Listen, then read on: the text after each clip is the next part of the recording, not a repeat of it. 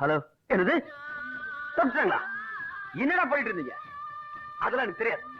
முதல்ல இருக்கிற அத்தனை பேர் பைக்ல ஜேப்ல கிளம்புங்க. அந்த பையன் கதையை முடிச்சுட்டு அந்த பொண்ணை கூட்டுவாங்க. திவ்யா, கஷ்டப்பட்ட காதலுக்கு தான் ருசியும் தெரியாது பசியும் தெரியாது.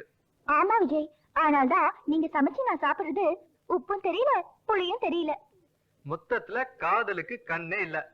செஜரா படுப்போம். ஒரே தட்டுல சாப்பிட்டோம், ஒரே பாயில படுத்துருவோம். என்னது, ஒரே பாயிலியா? ஆமா, அதுல என்ன தப்பு? அந்த தப்பு 1000 பேருக்கு மத்தியில நடக்க வேண்டிய சமாச்சாரம். என்னது 1000 பேர் நடுவுலையா?